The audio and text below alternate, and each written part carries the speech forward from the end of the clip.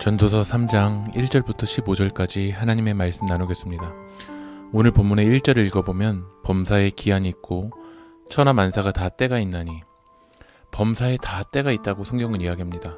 날 때, 죽을 때, 심을 때, 심은 것을 뽑을 때, 사랑할 때, 미워할 때, 전쟁할 때, 평화할 때, 다 하나님의 때가 있습니다. 그러나 우리는 삶 속에서 하나님의 때에 따라 움직이기보다 욕심 따라 움직이다가 그 기회를 잃어버릴 때가 많습니다. 여러분은 하나님이 주신 그 기회를 살리고 있습니까?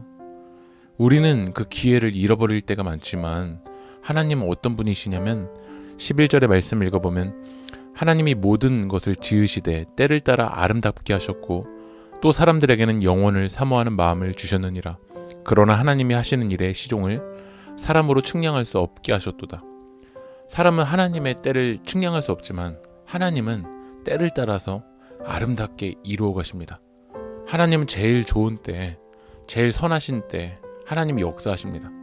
그래서 우리가 인생의 열매를 맺기 위해서는 하나님의 때가 언제인지 알고 그 하나님의 때에 민감하게 반응하며 움직여야 될 줄 믿습니다. 전도서 기자는 하나님을 이렇게 이야기합니다. 14절의 말씀을 보면 하나님께서 행하시는 모든 것은 영원히 있을 것이라. 그 위에 더할 수도 없고 그것에서 덜 할 수도 없나니 하나님이 이같이 행하심은 사람들이 그의 앞에서 경외하게 하려 하심인 줄을 내가 알았도다. 하나님께서 행하시는 모든 것은 영원하다라고 이야기합니다. 더할 것도 없고 덜할 것도 없는 하나님은 완전하신 분이십니다. 이렇게 하나님이 우리에게 완전하게 행하시는 이유는 그의 앞에서 우리들이 경외하게 하려 한다고 성경은 이야기합니다. 하나님은 더하거나 덜할 것도 없으신 완전하신 분이십니다. 우리를 하나님의 때에 아름답게 세워가시는 분이십니다. 그래서 우리는 인생에서 아름다운 열매를 맺기 위해서는 하나님의 때가 언제인지 그 하나님의 때에 민감하게 반응하며 나아가는 여러분들이 되길 소망합니다.